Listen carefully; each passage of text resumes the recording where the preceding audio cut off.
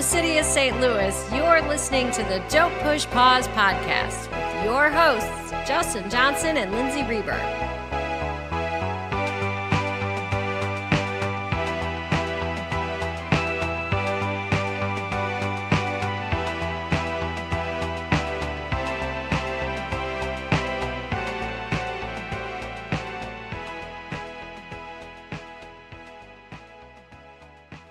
Welcome to the podcast. Welcome back. We are back. In a new year. It is a new year. Woo. So happy new year. Happy New Year, Justin. What a great 2018. Thought we covered a lot of ground.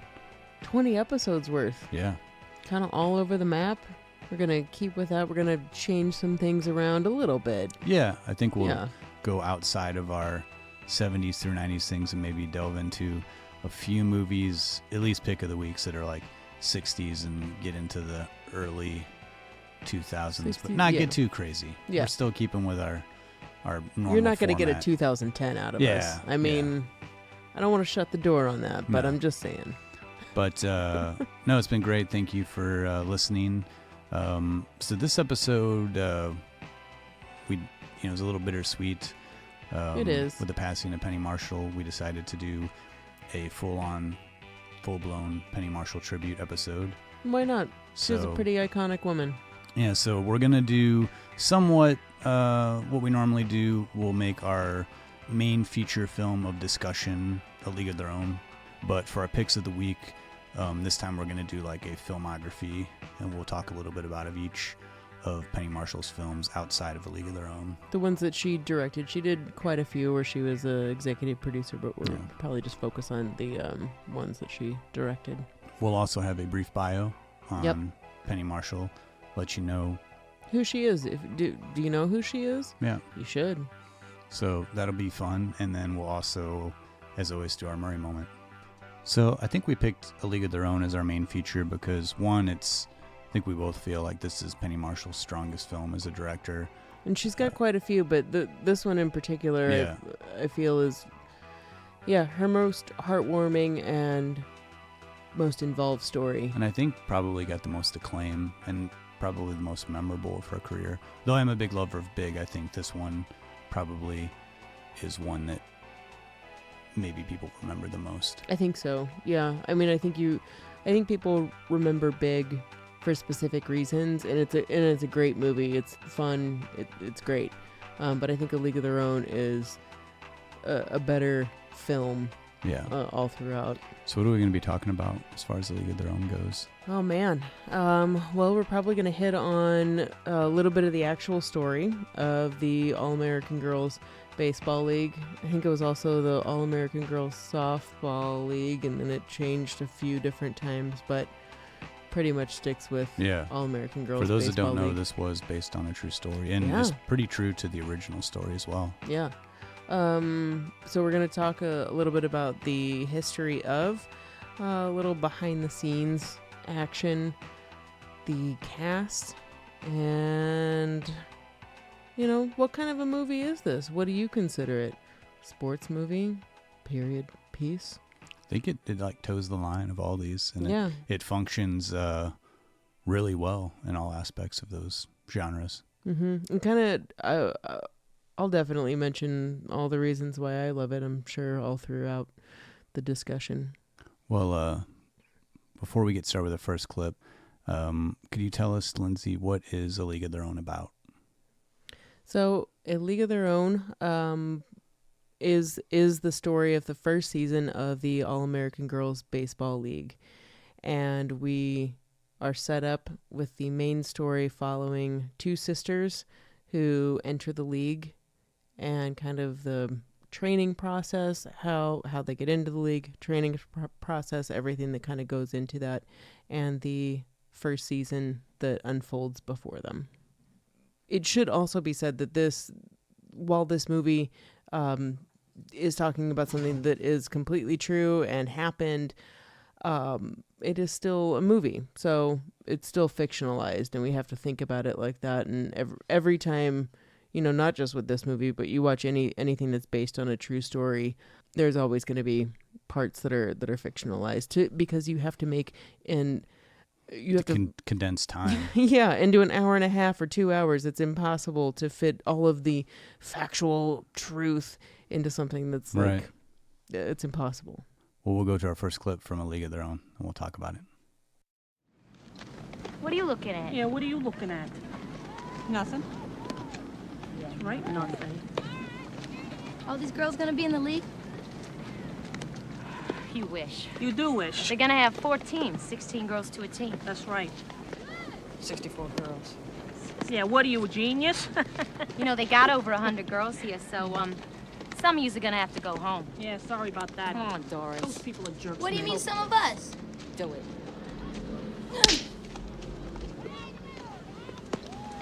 Okay, some of them are going home. Hey, how did you do that? Excuse me. Hey, you caught that? Hello? Doris. Did you see? Don't be so offended. Jeez, let's go practice. She caught him with Okay, a okay. So we'll start out on just a brief history of the original story that this movie is based on. Yeah, it's a great place to start. And that was during the Second World War. A lot of the men that played baseball were asked to do their patriotic duty, and a lot of them joined the military and went overseas. A lot of them just would entertain the troops. They'd play games overseas. But during this time, baseball was such a huge thing that even the president himself at the time drafted a letter stating baseball is very much like a big part of keeping people's spirits high, because it was something that you could watch, you could take your mind off the war, take your mind off of everything that was going on, relatively low cost.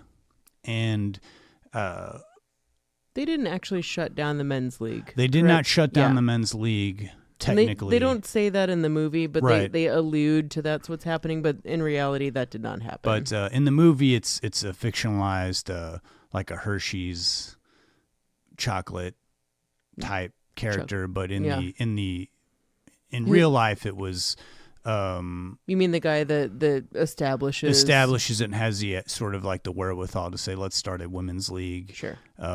so that people can still enjoy baseball. The owner of Wrigley's Gum, who's very connected with baseball, as Yeah, Wrigley little Field, Chicago, had the idea to say, let's start a women's league.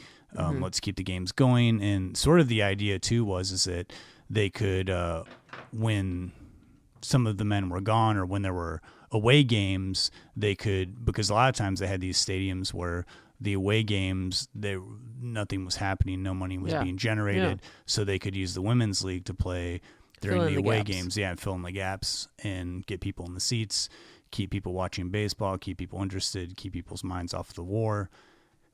And so that was the genesis of getting a women's league started. And they sort of show a tiny bit of that in like the sort of montage of newsreels in the League of Their Own movie. But just want to give you a little basis of, where the movie came from. And I mean, like the uniform things were true. Like they really did wear like the skirts that they show you in A League of Their Own. I think that the idea behind that was that they weren't going to actually be sliding, or that they wouldn't think that women would be sliding, which proved to not be true at all. Yeah. And so this film, the story of the women's baseball league, professional baseball league, was made into a documentary. That particular documentary, Penny Marshall saw, was very fascinated in the story, was able to acquire the rights to the story, brought the story to light, got a studio involved, got writers to assemble a script. And really, this wasn't a movie that she was assigned to direct. This was sort of a passion project that she sort of put all the pieces together. And she is, as a big sports fan herself, was kind of dumbfounded that she's like, how did I not know about this? And I think above so much with A League of Their Own, you can tell that someone who loves sports made this movie, because it is very much a sports film. And I think just the fact that Penny saw this documentary and is like, holy crap, I didn't know about this. How many other people don't know about this? I think that's really fascinating, and that's, I think, what makes a really good movie is when your heart is in it like that.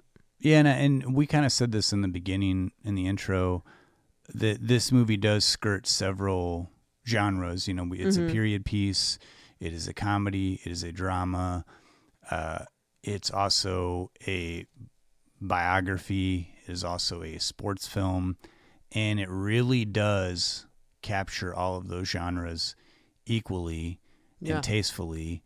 And a lot of times bio movies can be a little dry.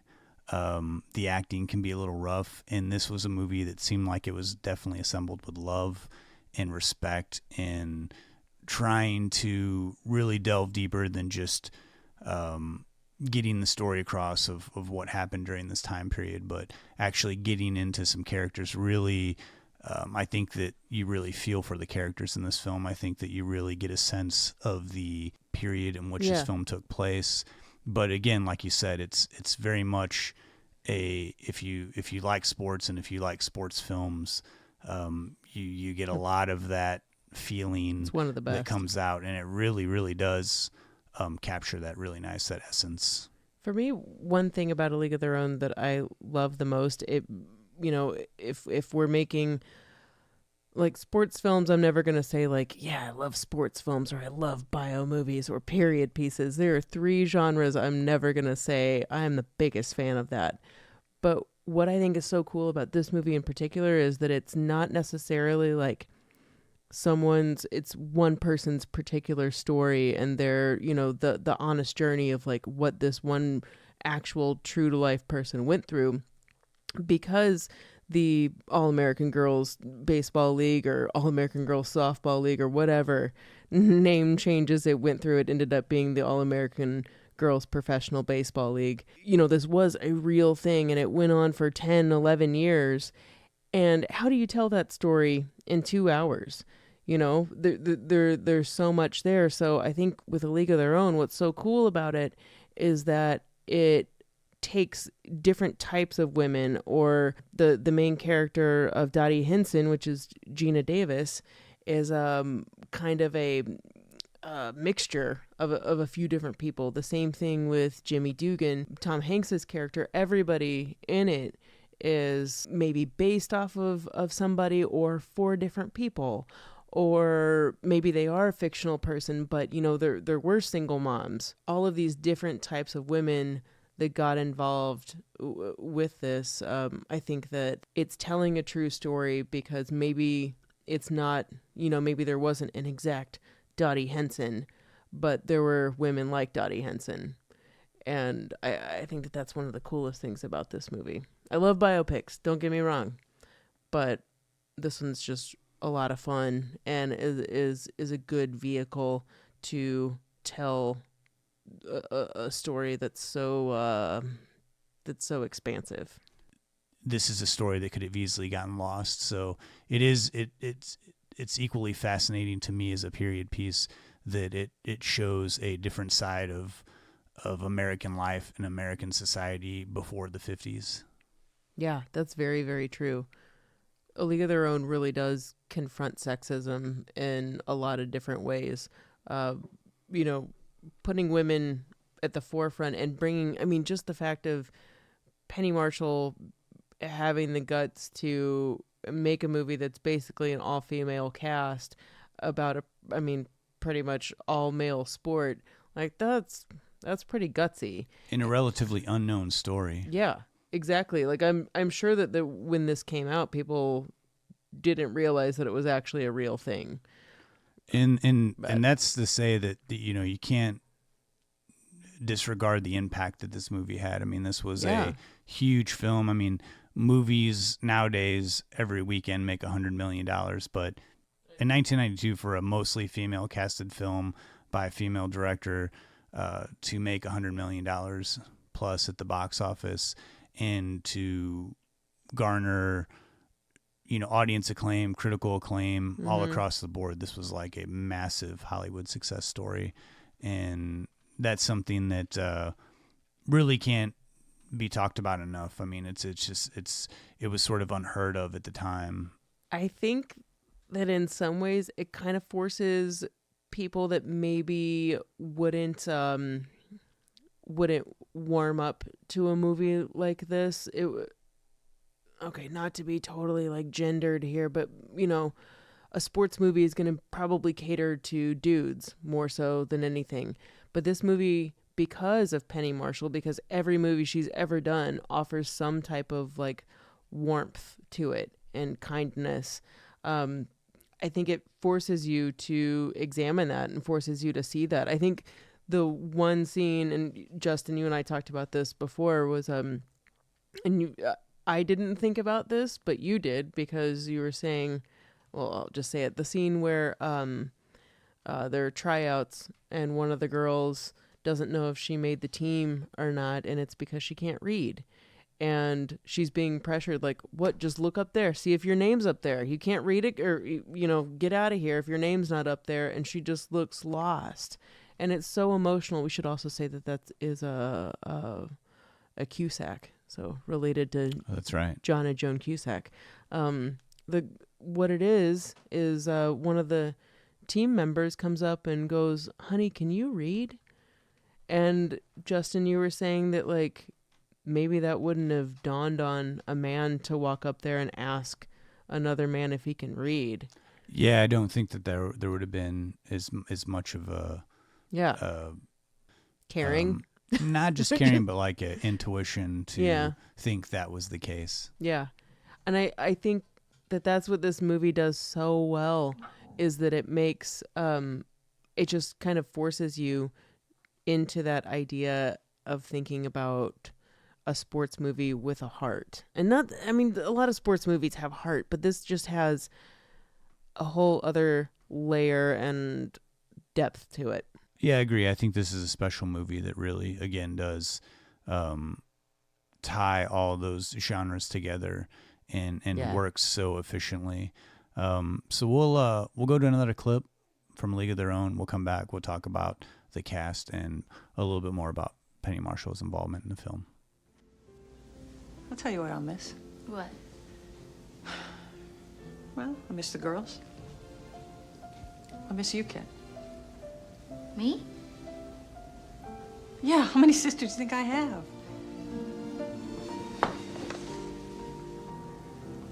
I love you, kid. Really? Yeah. Just when I want you to stay, you're leaving.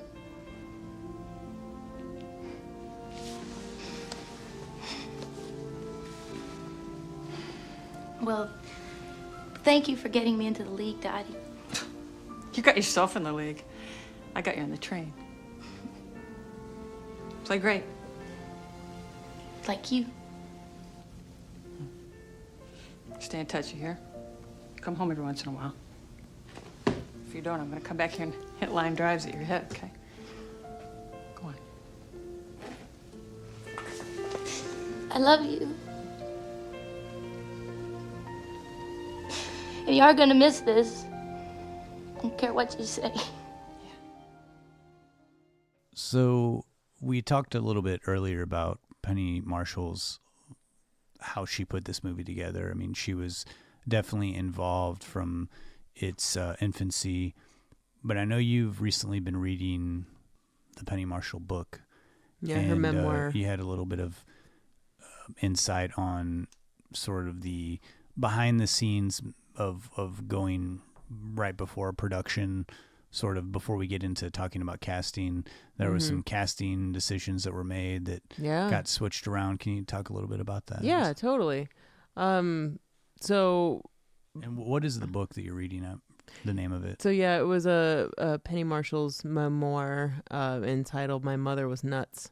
It's a really good read, I have to say. I've read almost all of it. I got it in the mail way too late to finish everything, but man, it reads exactly like how Penny Marshall speaks. So it's pretty fun. So as far as A League of Their Own goes, pretty much every woman in Hollywood once this movie came up, was looking to audition. I think you even told me, Justin, that the batting cages in Hollywood were all filled with people trying to brush up on their baseball skills. And the biggest thing for Penny Marshall as far as casting for this movie is you had to be able to play ball.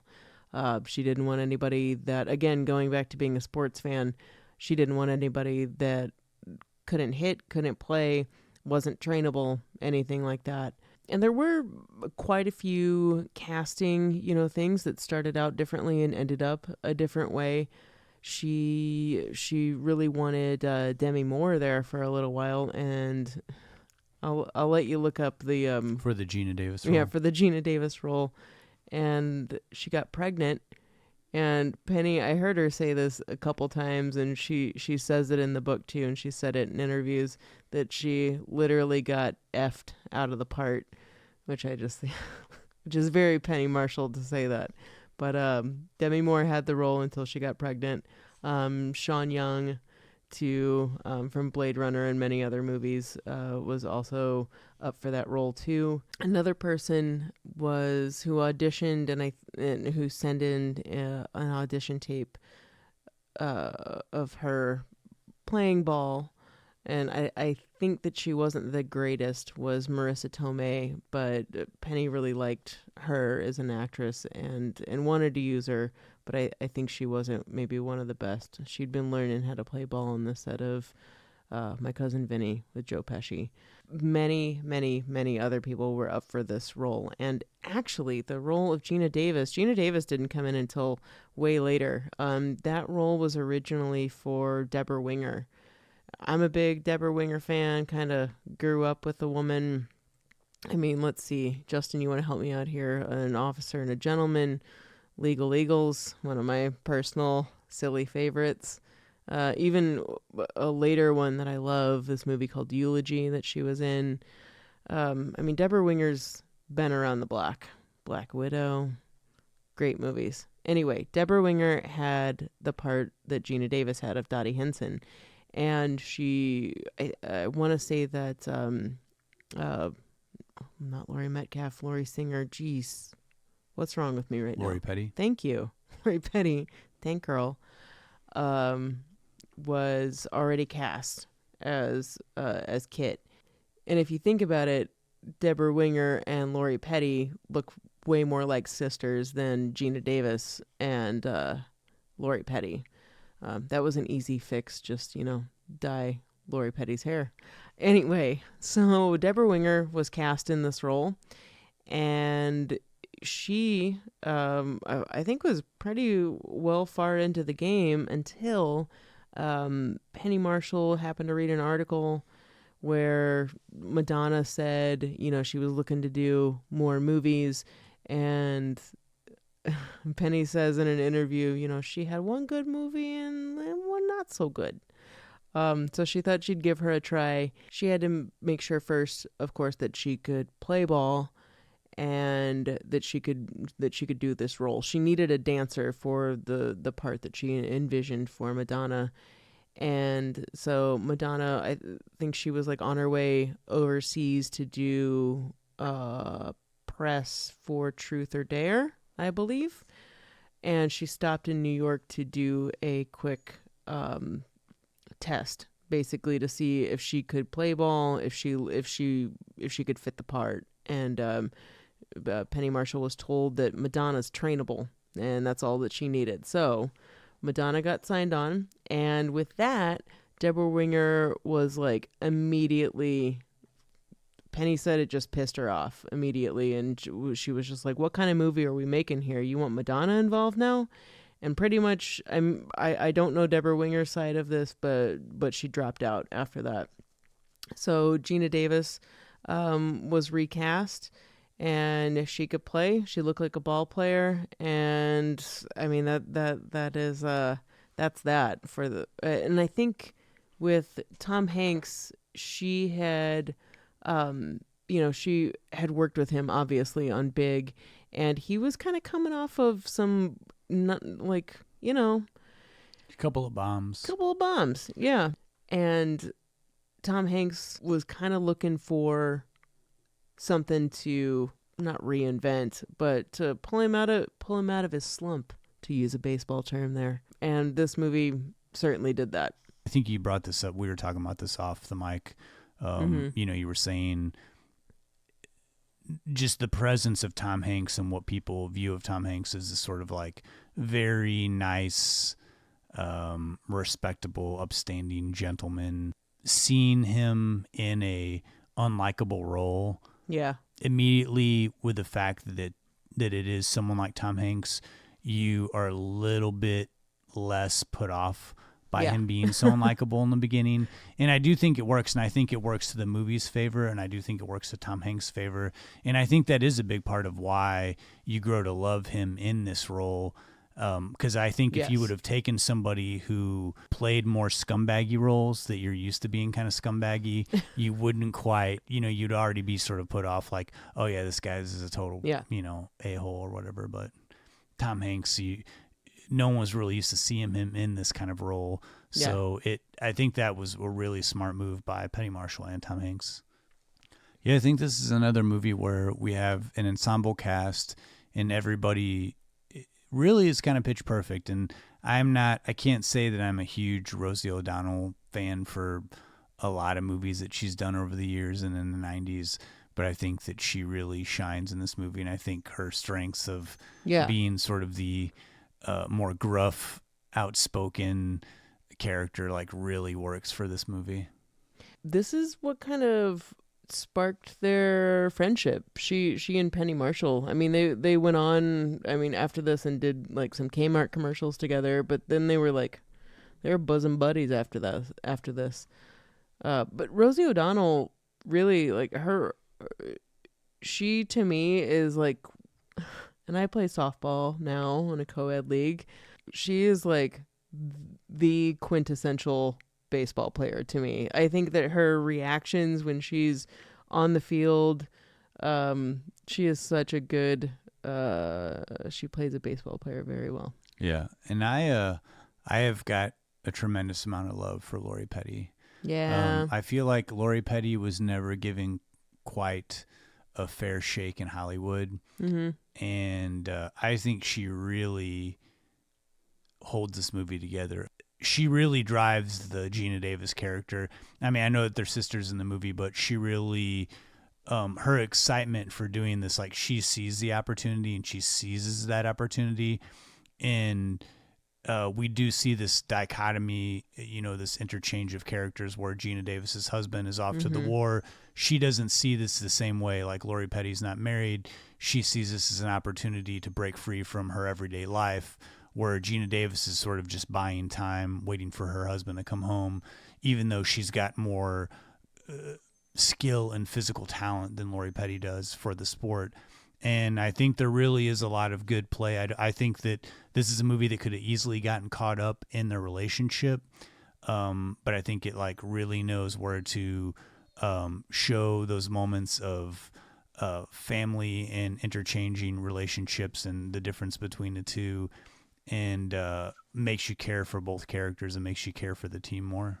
And I guess like just a final quick thing, Gina Davis, you would think of her as very athletic, but she said she had never played any sports up until training for this film. And after the film, realized that she was had a lot of agility and athleticism, and went on to become like an Olympian. Yeah, in archery. They said in her tryouts for this that she was a natural, but hadn't really discovered that part of herself. Yeah. Well, we'll move into our bio portion of the. We'll go to a quick clip of Penny Marshall herself speaking, and then Lindsay, you've tell us a little bit about Penny Marshall's life. Be happy to. And as an actor and as a filmmaker. I was successful. I had a successful TV show. I had a couple successful movies, but that I tried to make people laugh, and I moved them in some places and movies I lived. I didn't hurt anyone, I don't believe. So, and I have a great family. All right, so boiled down, Penny Marshall was a woman who captivated America, an atypical actress director who remained humble, self-deprecating, loyal to her friends and family, all while being adored by pretty much everyone in Hollywood. She brought people together. She worked with friends. And if you watch interviews with her, she's always been this smart, sassy, kind of grumbly, sarcastic woman who lived a full life full of like way too many experiences to be contained in just one memoir. She could have told you a million stories and never repeated one, and you would have felt captivated every second. Penny persisted by way of her talent, humor, warmth, kindness, and the age-old art of keeping up with friendships, something that I feel like is kind of lost on a newer generation. While doing research on Penny Marshall, man, I was so overwhelmed by how amazing this woman was and what trails she blazed for people, or for women really, in the TV and movie industry. She once said about her turn into directing films quite simply, "I want to make people laugh and cry. That's what I do." I would do an impression of her Bronx accent, but it would be terrible. She was a master at evoking emotion and comedy, and that's something that came really naturally to her. Even though she started as an actress, many of her co-stars often said that Penny functioned on set as if she saw the whole picture and not just from an acting standpoint. In other words, she was a natural director. Therefore, her jump into directing wasn't a total surprise. Starting with directing a few episodes of Laverne and Shirley that she starred in and various other sitcoms of the day, though Penny would often say that she felt like directing just happened to her, especially after she replaced the first director on her first film, the Whoopi Goldberg vehicle Jumpin' Jack Flash. Only 2 weeks into production of the film, she replaced the director.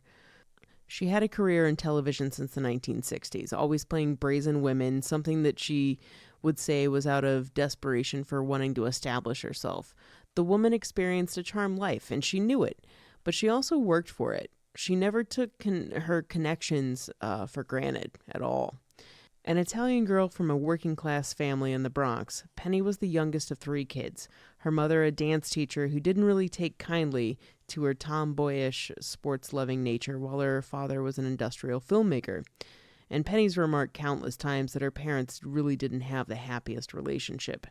She attributes her keen, sarcastic sense of humor coming from the need to laugh through all the dysfunction in her family, something that she kind of always took in stride. She had to in order to survive. She was about 8 years younger than her siblings, so in essence, she was kind of an only child. And she said that her cutting sense of humor came from her mother. It was fine to laugh with your mom, or with her mom, as long as you weren't in her line of fire, Penny said. Her brother Gary once said something like, "Well, our parents aren't really around, so it's probably a good idea for us 3 kids to stick together." And that's exactly what they did. Gary gave her first break, and they remained tight for their entire lives. It should also be said that Gary, having an immensely successful career, whether it's directing, producing, executive producing, acting, whatever it is, it often seemed to kind of overshadow Penny, or have the potential to overshadow Penny's career. But it's important to note that he wasn't ever holding her hand. He wasn't standing behind her directing. He didn't give her her first acting job just because it was his sister. She had talent. And Gary said this of giving Penny any type of job before: "I'm nice, but I'm not that nice." I guess it's just kind of the magic that was born into the Marshall family. And if you ask me, I think Penny is one of the most underrated directors of our time. Through all these interviews that I've watched with the woman, I swear she's so strangely laid back, and I don't think it's due to pills or drinking or insert whatever vice here. Speaking of vice, though, a funny thing I learned about her was that, and I knew about this from my mom growing up, but I didn't know that it came from Penny Marshall, was that she loved to drink milk and Pepsi together, something that she wrote into her character on Laverne and Shirley. It's like a melted milkshake, apparently. Yuck. Yeah, it was a thing. My mom told me about this as a kid, and it didn't come back to me until I was, anyway, doing research. She drank that on the show, right? She did. Yeah. Apparently it's a thing, though. I mean, whatever, We're going to try it after we I get think the recording. I think we might. Now, early in her career, Penny had supporting roles on hit sitcoms like The Odd Couple, The Mary Tyler Moore Show, and Mork and Mindy. These are all shows of the day that were huge. The Odd Couple even being said, I think historically, to be like the most perfect sitcom ever created. But she wouldn't become a household name until her character of Laverne, paired with her friend Shirley, played by Cindy Williams, would appear on one of the most popular sitcoms of the day, Happy Days. With the Fonz. Hey, you know who I'm talking about. And Ron Howard. This is when Penny's career really blew up. And the Laverne and Shirley characters became so popular that they spawned their own sitcom, which ended up being the biggest at the time, a show about two best friend bottle cappers from Milwaukee. The show lasted from 1976 to 1983 and is forever cemented into television history. We could do an entire podcast on Laverne and Shirley, so we totally encourage you to watch some episodes or a documentary on the series. It's a really long, interesting saga. I'll say this in researching this episode. Yeah. Laverne and Shirley at the height of its fame. Yeah. They said that it was double the audience watching, that it was double of what Seinfeld was drawing at the height of Seinfeld's fame. Whoa. Just to give you an idea of like how big Laverne and Shirley was Yeah. at the height of its fame, which kind of blew me away. I mean, it was massive. It was like gargantuan. Wow. And especially just like to put it into perspective, I think Seinfeld's probably like the biggest sitcom that like, I know things have moved over into streaming services, but if you think about like broadcast television, that's a big deal. That's like huge. Laverne and Shirley was like, broadcast in like other countries and just like an international, like massive hit. Kind of a big deal. And from this point on, as I said before, Penny moved into the director's seat, first with Jumpin' Jack Flash in 1986, and that kicked open the door for what would be the first of a handful of solid gold movie hits, starting 2 years later with Big, starring Tom Hanks, the film that he was known, but it really catapulted him to stardom. The next 4 years yielded two equally as big films, the Oscar-nominated based on a true story film Awakenings, starring Robin Williams and Robert De Niro, and our main feature, obviously this podcast, 1992's A League of Their Own. And we'll talk more about her films coming up here in a few minutes, but Penny's acting career definitely persisted until the end of her life. It should also be said that Penny's talent really seemed to just come naturally to her. She knew what worked, but was always open to other people's opinions, even if she thought you were wrong. She was totally willing to hear you out. She was widely known as an inventive, creative woman who was very warm and funny, two main attributes I think that she brought to every film that she ever directed. It's damn near impossible, I feel like, to find anyone in Hollywood who'd speak ill of her, and maybe you'd be condemned even if you did, but it just seems like her biggest thing, she just never wanted to be lied to. That was her big thing. Just don't lie to her. Be straight with her. I think a lot of people looked at her like she was a den mother, like a kind soul, this groundbreaking woman who, like the Laverne and Shirley song says, made all her dreams come true, along with opening the doors for other women in the movie and TV industry. I'll tell you what, that her memoir, as I said before, My Mother Was Nuts, was such an awesome read, and I'm not totally done. I hate that I just got it like a day and a half ago, but I'm almost there. If you want to learn more about her after this podcast, I strongly encourage you to check out this book. It's a really easy read, and she's just very entertaining, and I wish I could hear stories from the woman. I mean, just what an awesome lady. It must have really been something to know her in real life. So rest in peace, Penny. This episode's for you. And I hope that, we're going to talk more about our movies here in just a little bit, but really hope that you guys listening out there investigate her a little bit more. Well, thanks for putting together that bio, Lindsay. Yeah. Well, we'll get into, so again, kind of breaking from what we normally do. Instead of doing 2 movies for our picks of the week, we're going to kind of run through briefly Penny Marshall's filmography, starting from her first film and going in chronological order of when those movies came out. So Penny Marshall did 7 films as a director, League of Their Own being smack dab right in the middle. So we'll talk about the first 3 films that she did prior to A League of Their Own, and then the last 3 films that she did rounding out her career. So the first film took place that she directed, her feature film debut, was 1986's Jumping Jack Flash. So Jumpin' Jack Flash was really what got her in. And it was Joel Silver and the other producer for that film. I thought it was Whoopi Goldberg, but I guess it was the fact that she and Whoopi Goldberg literally ran into each other on the street. I guess that's something that happens in New York. And they went out and had dinner, and then Joel Silver contacted her and was like, so we just had this director drop out of this Whoopi Goldberg movie. We really want you to do it. And she was kind of just like, why? Why do you want me to do it?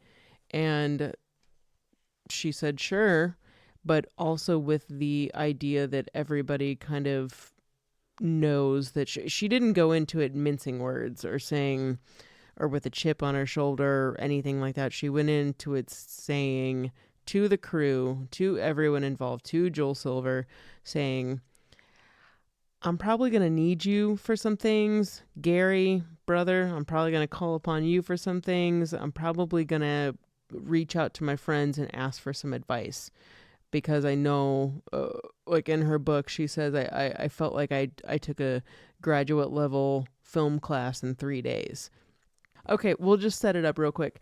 So Whoopi Goldberg is a bank, not a bank teller, but she works at a bank.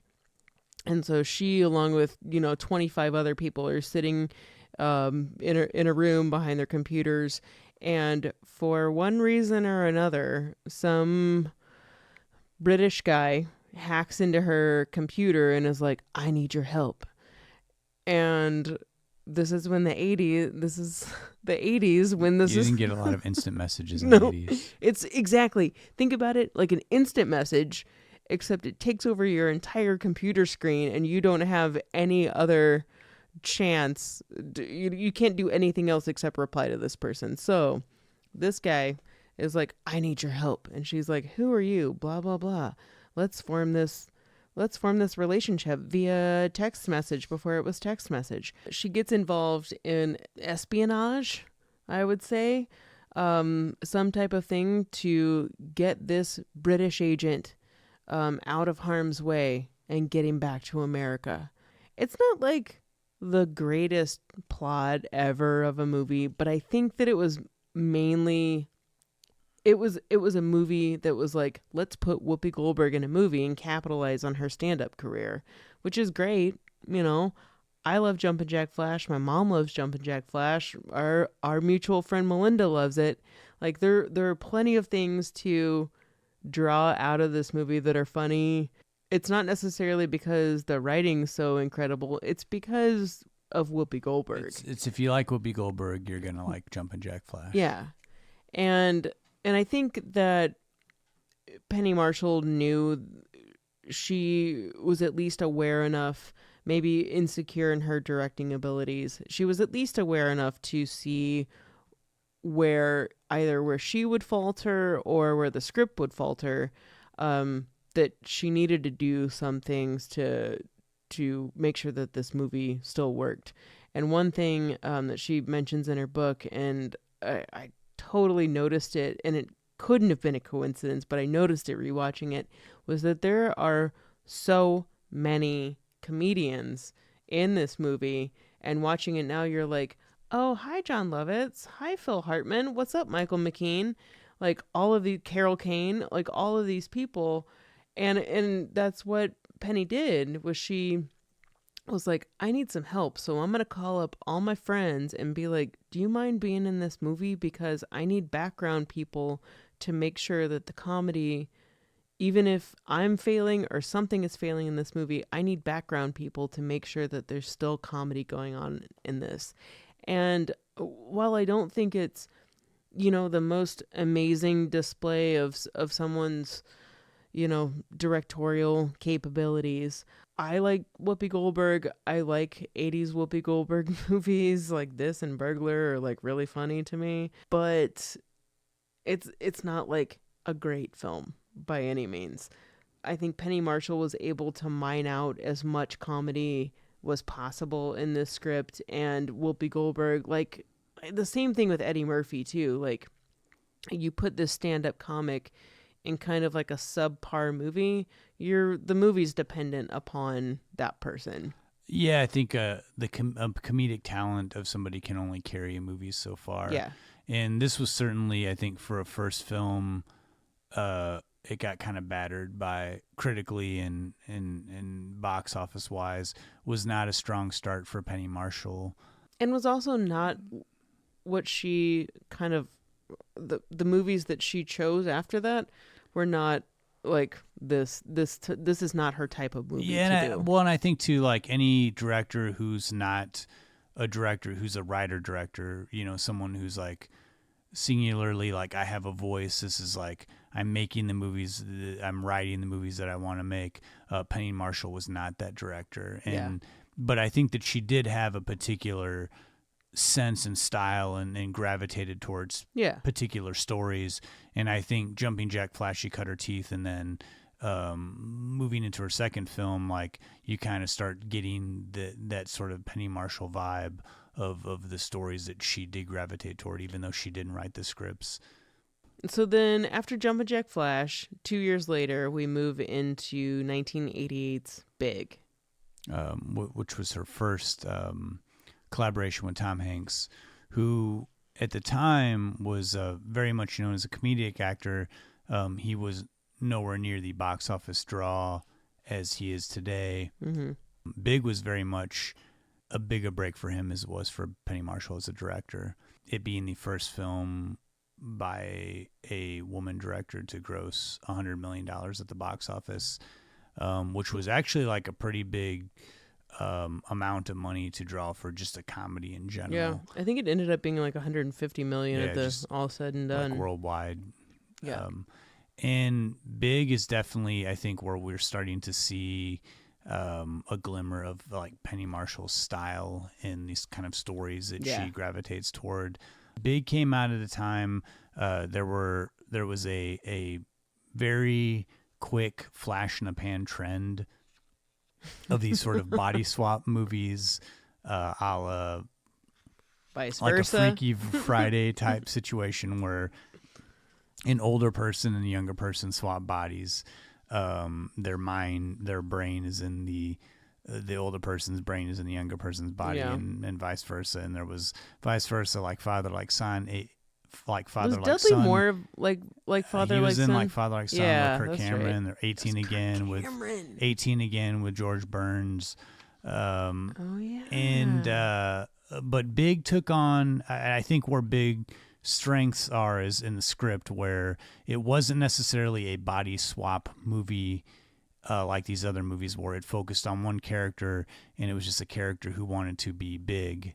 And so it was a man, but his mind was still of a 13-year-old boy. Mm-hmm. And Tom Hanks, I think, does a wonderful job of displaying the adolescence, the reactions, the timing, the way a 13-year-old boy would speak. And because you're focusing on one character and not there's not this juxtaposition of like going back and forth between like the old person and the young person. You're just focusing solely on one character. You really start to feel for the character, and you're going on this journey with this character. And it really is a sweet, wonderful, funny, vibrant movie Tom Hanks like excels like in all the comedic things that he does, Yeah. his timing, and his acting. And I think that Penny Marshall, again, seems to work with comedic actors and lets the comedic actors do what they're good at. And I think that that's something that comedy films, like especially someone who is known for doing improv and like going in a certain direction, like Penny Marshall seems to gravitate toward those sort of actors. And I think did it again with her third film, Awakenings, starring Robin Williams and Robert De Niro. Robin Williams, again, working with a completely comedic actor. I love when Robin Williams goes serious. And I love it. This movie, to me, really caught me off guard. I had not seen Awakenings until we decided to do this episode, this tribute episode. And I'll say this. I've never been a huge Robin Williams fan. I know that maybe sound kind of crazy, but his particular brand of domineering comedy has never really been my thing. And that's probably what kind of like has always kept this movie off of my radar. Literally like 25, 30 minutes into this movie, I saw a side of Robin Williams that like made me want to watch Robin Williams movies. Yeah. And he's so subdued and he's so excellent. And I love Robert De Niro. And I think this is a movie that really was showing Penny Marshall like going into like a stronger character, like an actor's director type phase where she really honed in. She knew where to let the actors breathe, let them go on with scenes. And this is a very, and again, her getting into true stories, like, you know, half of her career is like movies that are based on true stories or autobiographical. And this is one that really, really, I think few movies like go into what it is to work in the medical field and kind of drift too much into Hollywood. I think like she does the same tasteful things in League of Their Own that she does. She brought that to Awakenings, and that was like the first sense of like her really operating behind the scenes as a director and like capturing like, let's capture this moment in time. Let's not like Hollywood it up too much. And it does go in those directions. It is a Hollywood film, and it does have those searing moments with the music and the drama. Well, it's a movie, But this is a film that, sorry to jump ahead, but is based on a true story of a disease that was basically a neurological disease that was basically putting their brains to sleep, and they were sort of living life in a vegetative state for nearly 20 years, 30 years, until a doctor played by Robin Williams Oliver Sacks was the real doctor. Starts experimenting with a drug that basically wakes these people up. The movie goes through these sort of trials and tribulations of how this drug sort of is working and then it doesn't work. And it sort of delves into how the side effects of this drug are very similar to Parkinson's,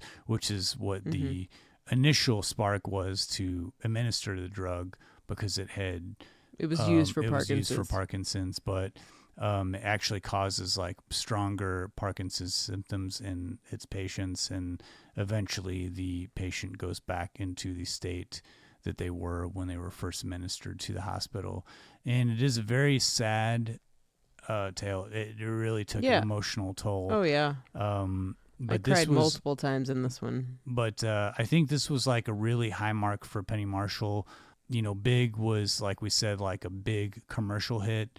It was liked by critics, but Awakenings, I think, was the film where she was beginning to be taken more serious as a director. This was a film that was nominated for Best Picture.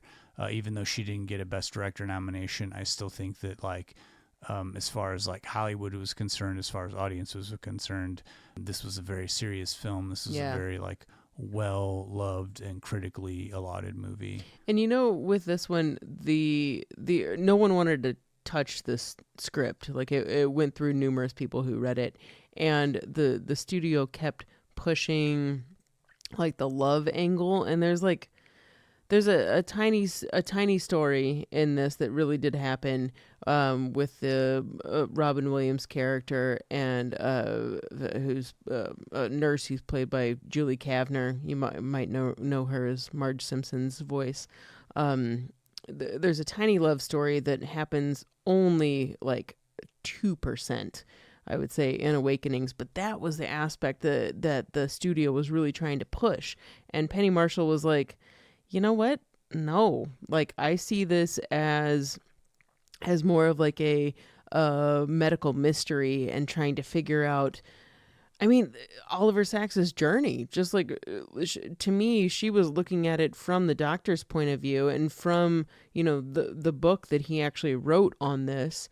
And it seemed like she really took this one personally, and, and I mean, she did take it personally. She said that she kind of likened it to dealing with like her mom and her, health decline, and wondering, if her mom really knew that she was like coming to visit her or not. And we see that numerous times in Awakenings, patients' family members coming to visit them and saying, I don't know if he really knows that I'm coming to visit him or not. And it is so sad and so devastating, but it's what we all think if you have any type of family member in any type of altered state or vegetative state or any type of dementia, anything like that. I wondered that with my grandpa. Anyway.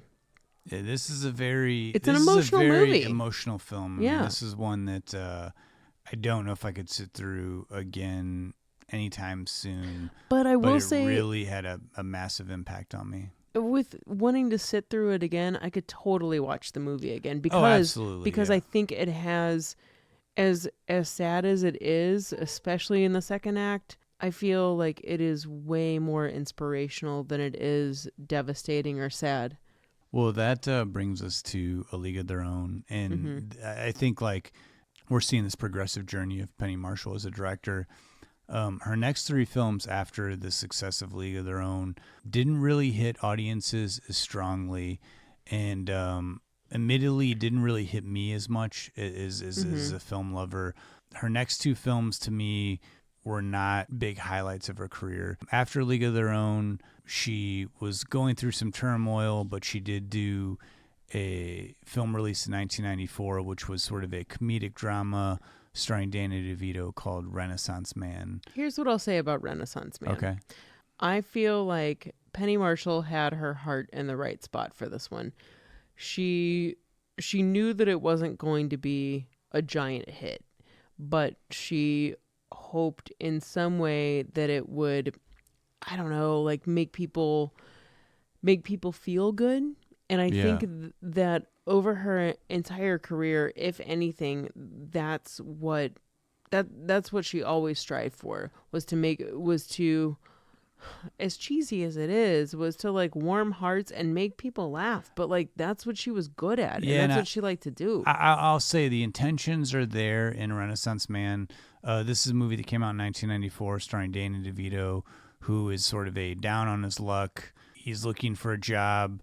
Through job placement, he gets put into a job as a teacher on an ROTC type military school, teaching kids Shakespeare, trying to earn the trust of these sort of like troublemaker kids that are in a military school. And the movie is sort of like this Dangerous Minds meets Dead Poets Society. Yeah. And I think like for the 90s, fine. I mean, there were a lot of movies. There was a lot of movies that came out in the 90s that were trying to be inspirational, but were also cheesy and unbelievable at the same time. To me, this is one of the few movies that Penny Marshall did where really just scene after scene, it's just like, I can't get into believing that anybody would do anything that they're doing. And though I am a fan of Danny DeVito, I think that he was like horribly miscast in this film. Who would you have cast in this role? I mean, really? Well, I don't think that Danny DeVito, I think Danny DeVito has the comedic timing, and I think he has the sort of, I think he has the gusto that they needed to open the film, but I just don't think that he has the dramatic chops that this film needed to get it over the hump of being this sort of like comedy meets drama. I just never really like got there. No? I mean, I don't put any fault on Danny DeVito for this one. I just think this personally. was like a mixed bag. I just think this was like I think this was like they were trying to mix up too many things, and I just think this is where a comedy and drama didn't meet. I think Penny Marshall had her heart in the right spot with this one, and I don't think that there's any fault like direction wise and like making this movie come to fruition. I just don't think that it's a very believable script. Yeah, it's just kind of and again, it's like this is a movie where when I was watching it, I just sort of felt like I remember seeing this in the 90s as a kid, Yeah. and when I was rewatching it, I was just sort of thinking like, yeah, this is why I don't really remember this movie. It's just not a very memorable film, Except for if you're a fan of Mark Wahlberg. If you're a fan of Mark Wahlberg, it does have one of Mark Wahlberg's first. We got Gregory Hines, Stacey Dash. Yeah, I mean, and don't get me, there's, it has a very 90s feel to it. Yeah. It feels very dated. It does not feel very innovative for its time. No. But, again. You want the military version of Dangerous Minds? Yeah, Here it is. There you go. And this was a movie that was not very successful. Granted, it came out. It was like you said, it was you were telling me before we started recording. It was a summer release. It was paired up against Speed and The Lion King. The Lion King.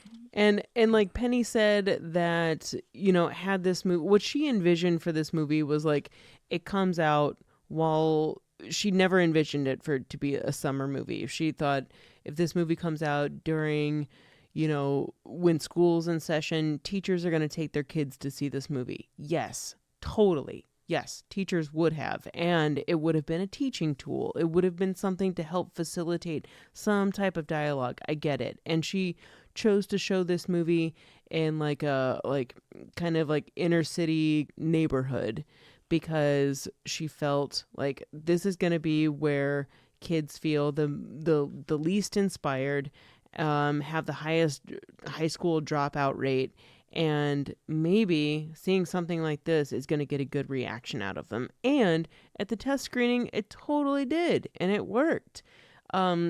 It's just like that's not going to work everywhere, but it did work for a particular, not a particular, it worked for some people. I get why this movie works.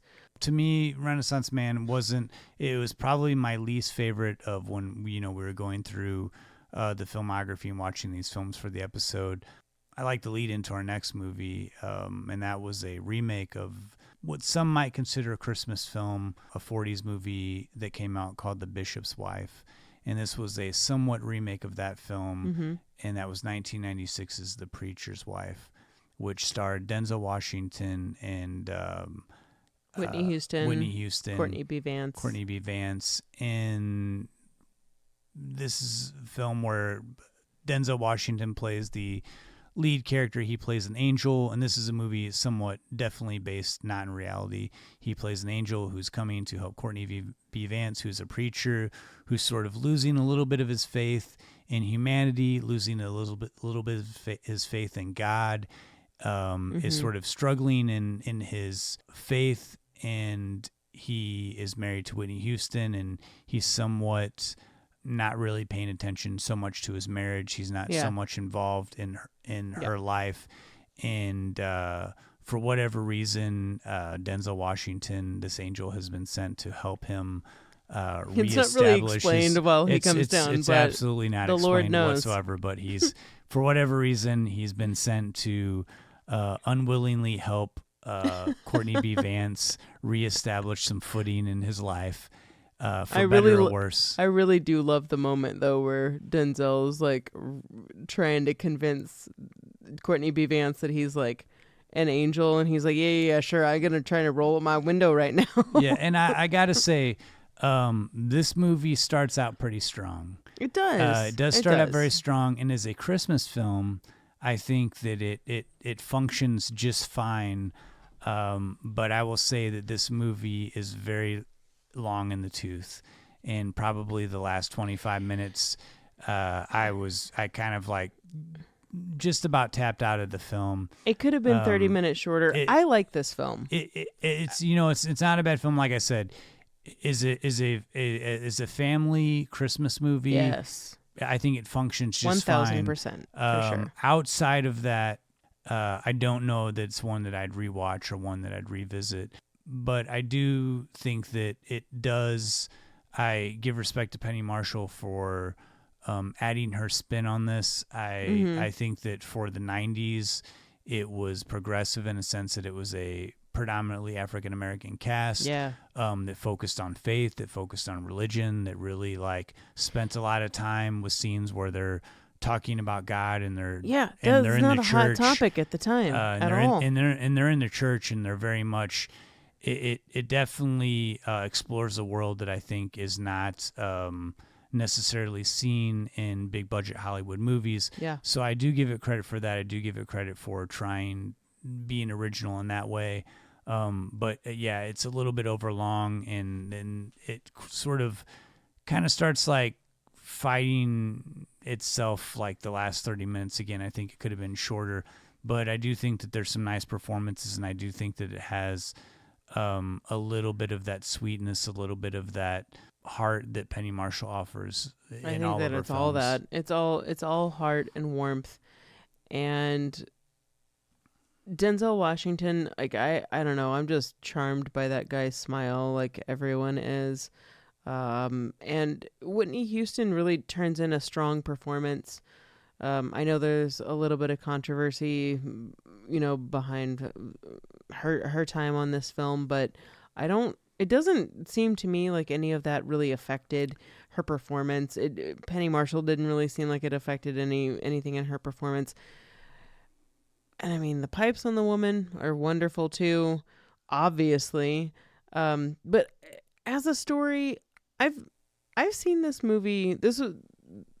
This review was not the first time I had seen this movie. I own this movie willingly taped on VHS. Like, it's a sweet Christmas movie. Yeah, and I think this is a underrated Christmas film. It is. I think it's, when I look just at, a little long. When I hear people talk about these are the top 10 best Christmas movies. Yeah. I encourage you next holiday season to revisit The Preacher's Wife or check it out if you haven't seen it. I think it plays absolutely great. And you need something family friendly? Bam, you got it. I think it works out great in that aspect. As just a regular everyday movie that I would turn on. I don't know that I would, it's something I'd check out.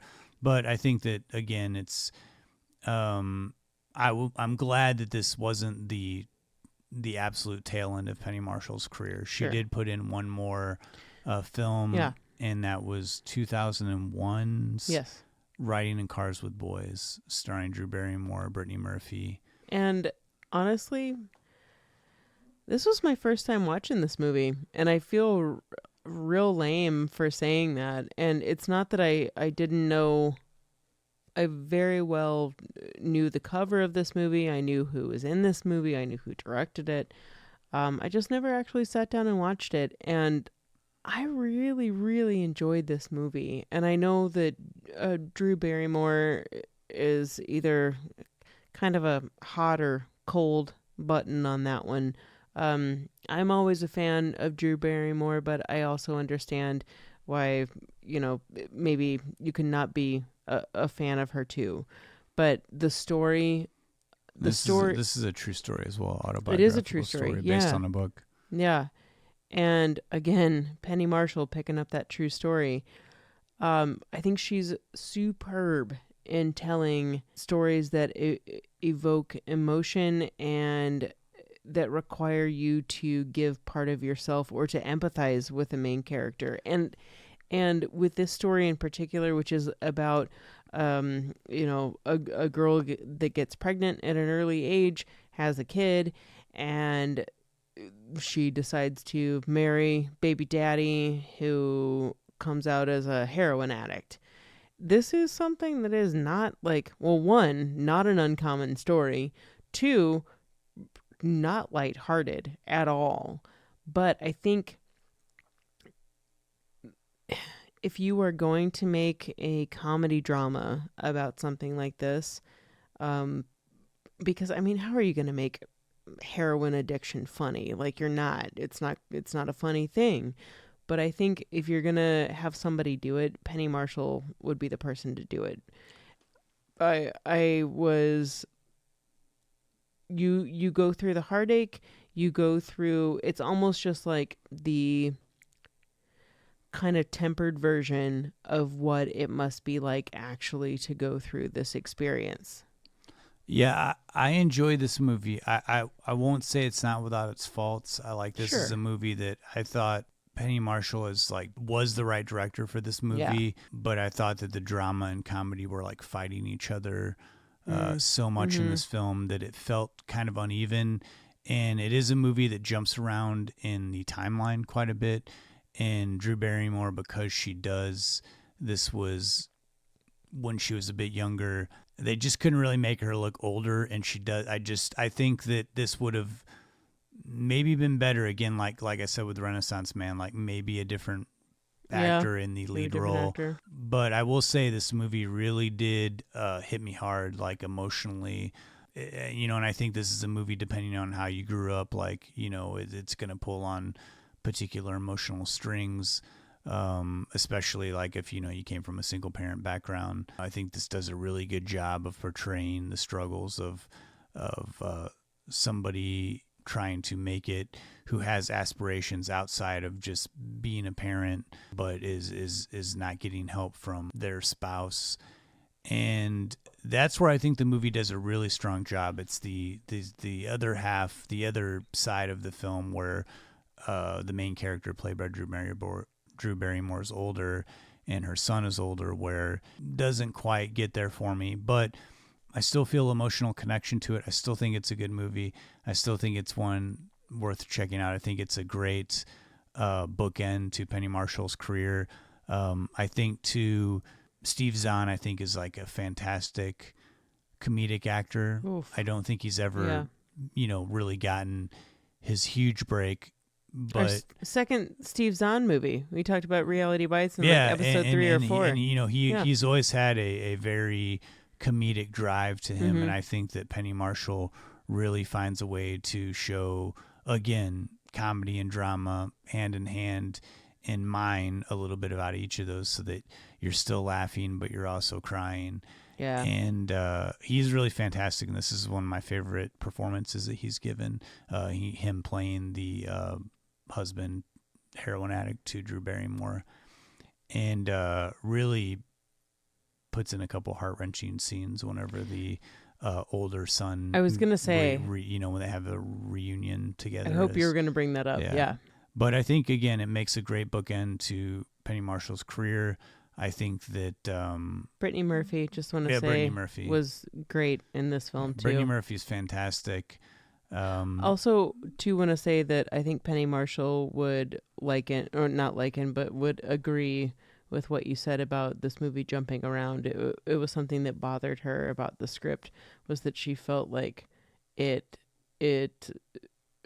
never had stability, that it just jumped around too much, and she tried to work with it as much as possible. But I think she'd probably agree with you in that sentiment. Yeah, and it's not necessarily confusing, but I just don't really. I just don't ever really feel like. Yeah, it's tough sometimes to. The transitions just aren't there. It just really hardly cuts into different eras, and but. Again, it's a movie worthwhile. I think all of Penny Marshall's films are worth watching.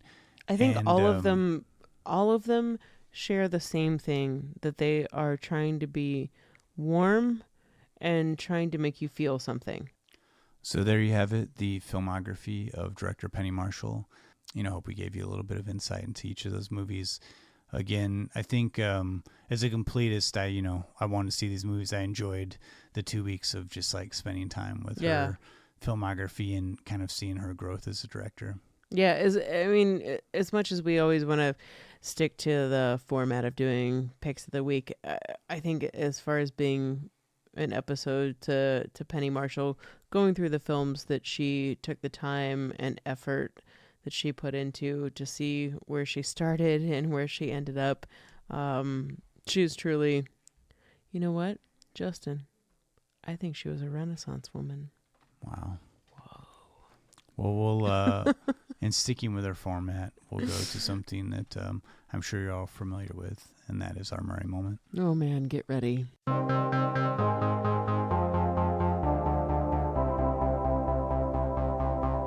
Chicks dig me because I rarely wear underwear, and when I do, it's usually something unusual. I think I need a root canal. I'm sure I need a long, slow root canal. You gonna come and shake my monkey tree again? Oh, what does that old queen know? She didn't even show. Hey, this is so scrumptious. Is this hand shucked? The flowing robes, the grace, all striking. That was fun.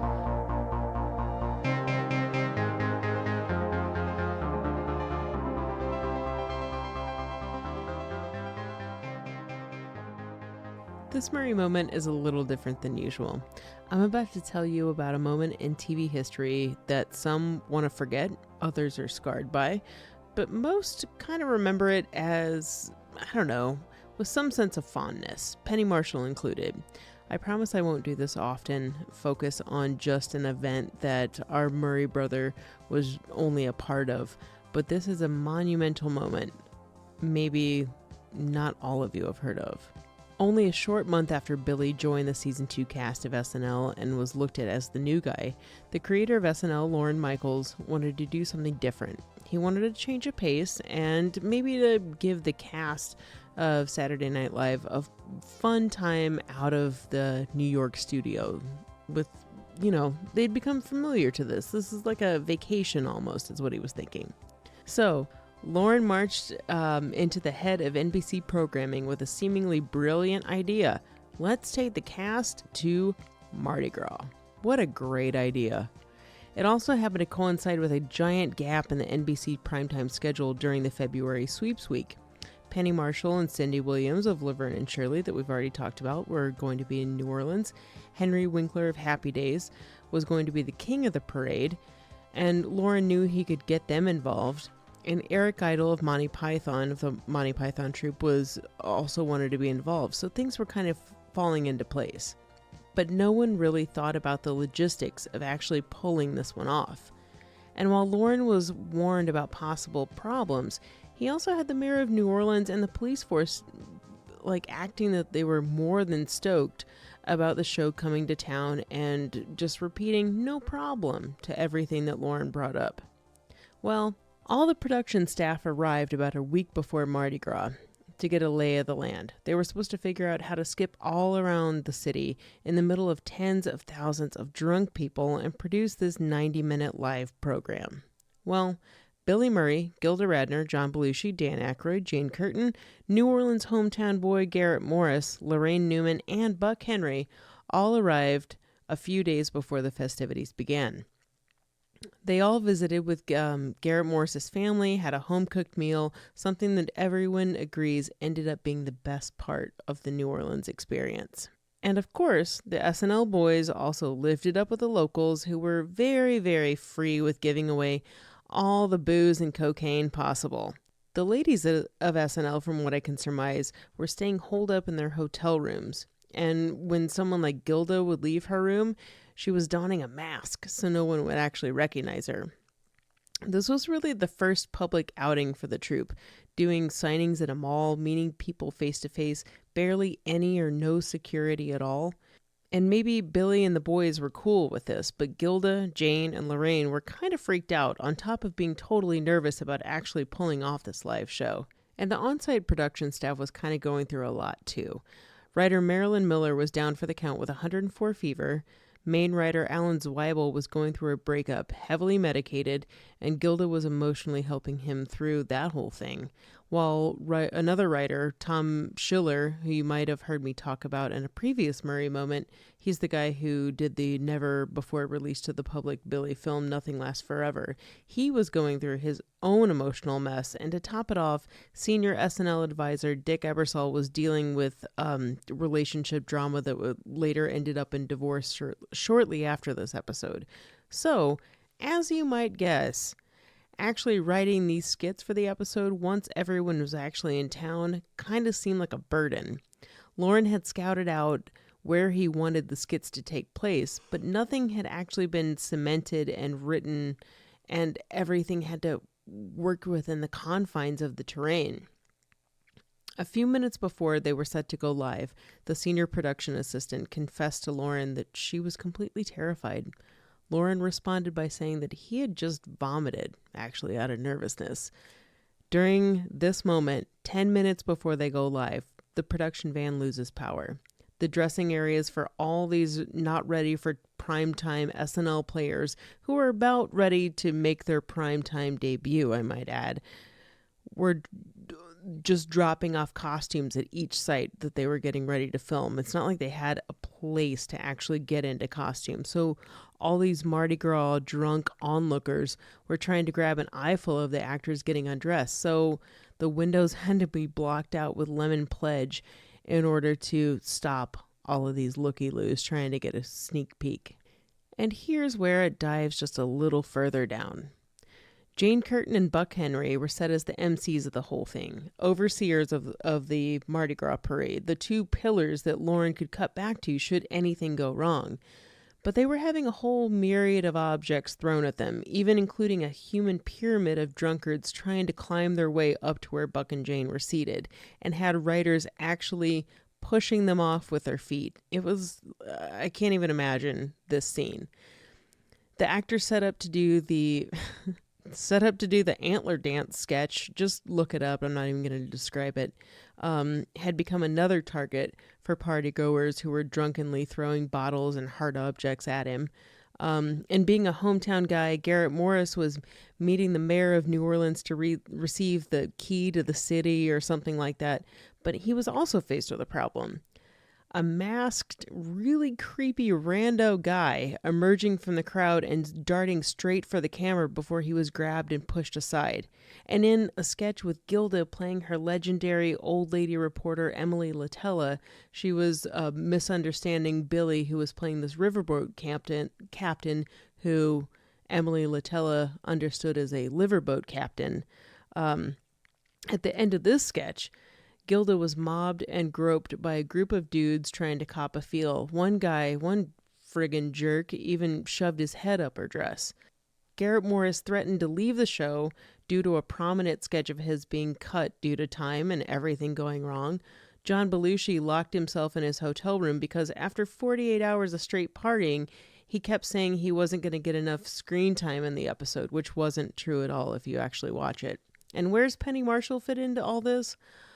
Well, on top of having to fill in for the opening sketch featuring her co-star Cindy Williams and the Killer Bees biker gang at the last minute because Cindy was somewhere lost in the crowd, she was supposed to be reporting from this drag ball without directly saying that these were men dressed as women. It was the 70s and prime time, a different era. You couldn't say that. Communication had gone down between Central Command and Lauren, so Penny didn't know she was live, and it's super obvious when you watch it. On top of that, no one could find Cindy Williams, so she didn't show up until the last report from the drag ball, basically at the end of the episode.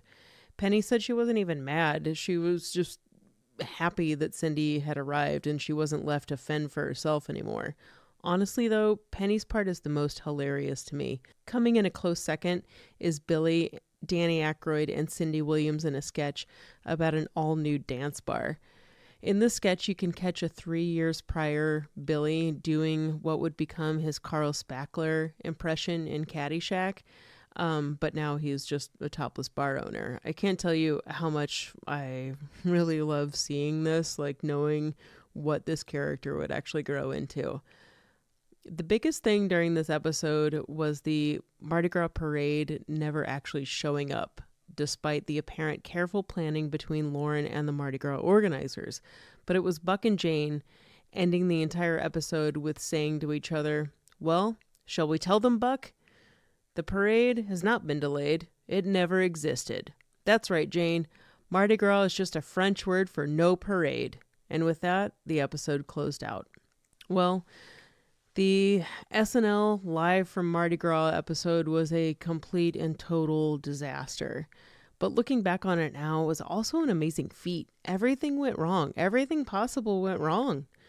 The writers were having to write material on the fly. People couldn't read the cue cards. Nothing was easy. Everyone was actually scared for their lives, especially Buck and Jane, who were just sitting there, just plain targets.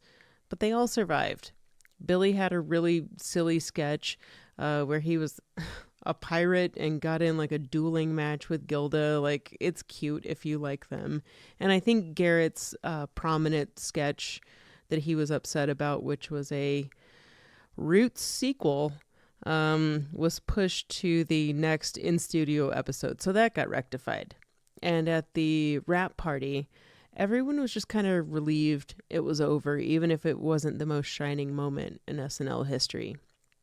You can find a clip of all of Penny and Cindy's moments out there on the internet, but the entire episode is only available on the season 2 DVD collection. Lauren really attempted to bury this episode. But dang, dude, what everyone tried to do was amazing. And I can't imagine what Billy must have thought only a month into being on this show. I can't even imagine. I know this was a long Murray moment, Justin, and it covered Billy and Penny Marshall and a lot of people. But knowing that this event happened, Penny was part of it, and this is a tribute episode, I just felt like it needed to be shared here. And just so you know, though, there's a lot more that I cut out of this story, but this is what made it. No, thanks for sharing. Actually, I have to now. When we get done with this, I gotta check to see if I have season 2 in my DVD collection, because I feel like weirdly that's the only season I have. Really? But I don't know. I don't know if I ever watched the special features on that. Yeah. So I gotta see if I can find this. Disc 8. I had to. I could only find.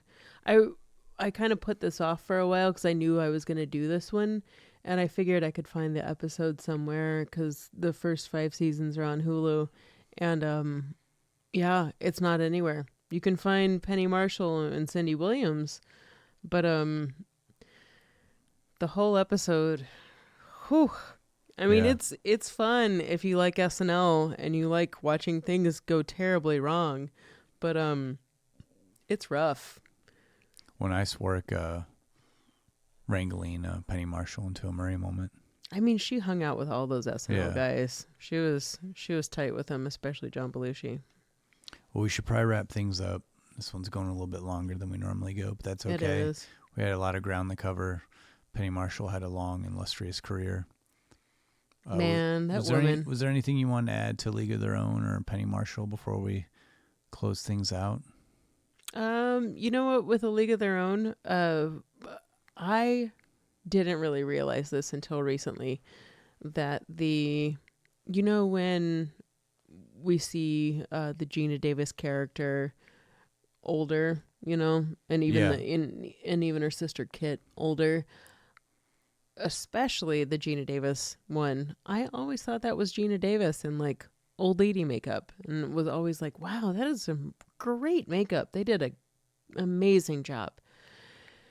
Well, if you're like me, it's not. It's an actress named Lynn Cartwright. It's definitely not Gina Davis. Bang up casting job for so good. Yeah, they did a great job with that, and also a tiny little. There's so many little nuggets of social commentary in this movie, and one that really sticks out to me is I think you said 30-second minute. It's more like a 10-second part of a ball going out of play during the movie, and this African American woman who's with a group of people who are outside the stadium because at that time they weren't allowed in, picks up the ball and gives it a good throw to one of the players, and it's like this eye contact moment where she's just like, yeah, I can do that just as well as you.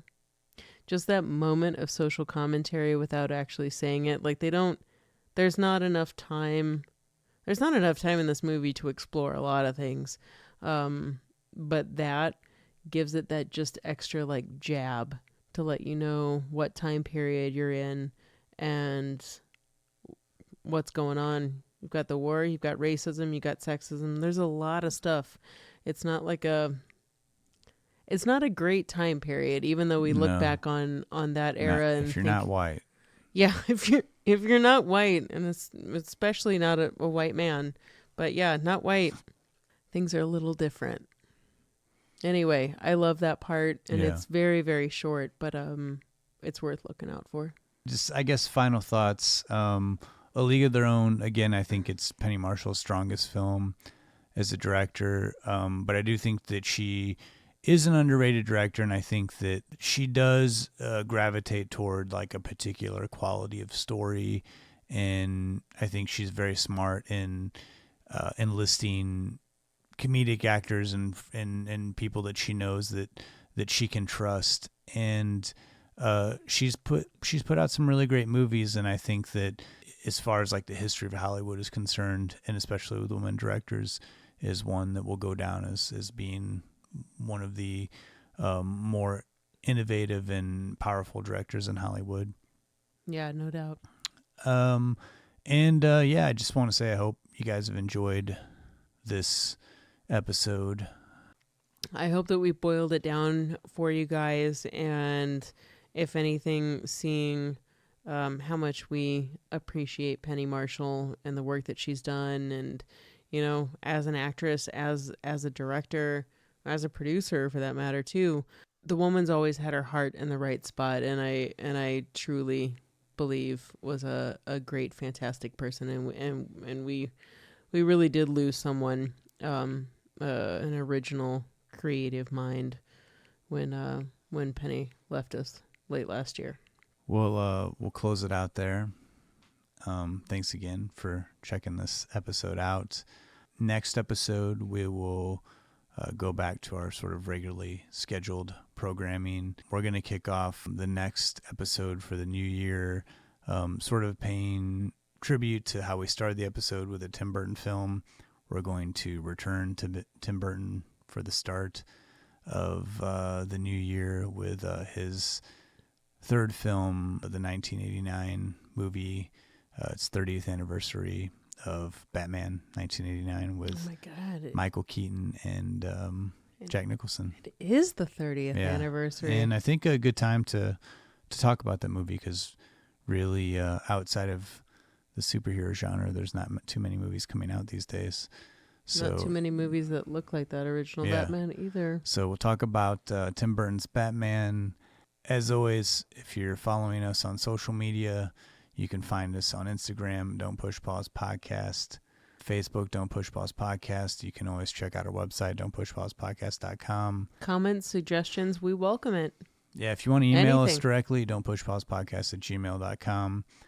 We want to close out this episode. Normally we have our outro music. Matt Pace does our outro music and our intro music, but we're going to go a little bit different direction. Our outro, we're going to play a song by a singer-songwriter and filmmaker out of Austin, Texas. Been a longtime friend of mine, but in early 2000s, he wrote a song called Penny Marshall, and I've always liked it, and I was re-listening to it. I emailed him, and he sent me the song, and I played it for you, Lindsay, and I loved it. We really loved it, so we want to outro the show with Eric's song, Penny Marshall, which I think is a very charming song, and it'll extend this tribute to the outro. I can't think of a more opportune time than for this song to happen right now. So until next time, I'm Justin Johnson. And I'm Lindsay Reber. Thanks so much for listening. Thank you.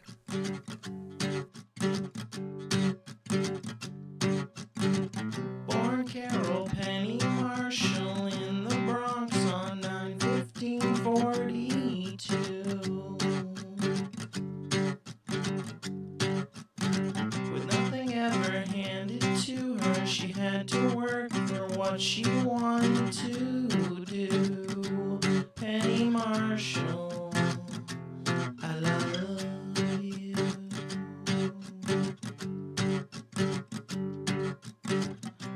only 2.5 years into college, she got pregnant accidentally. She married Michael Henry in 61, got divorced in 63. Penny Marshall, I feel for thee. And you wouldn't think she could ever bring herself back to a simpler time when she had her choices on track. Penny Marshall, what will you do?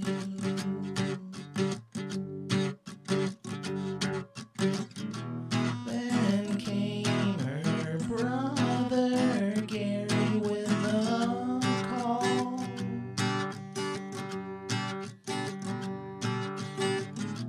How sweet it is with Debbie Reynolds and James Garner, quite a debut.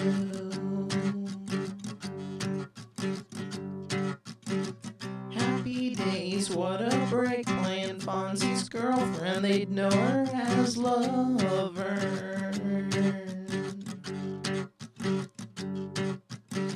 With her pal Cindy Williams, she got a spin-off, it was now her turn. Penny Marshall, Penny Marshall, Penny Marshall, you've got it made. And you wouldn't think such a tiny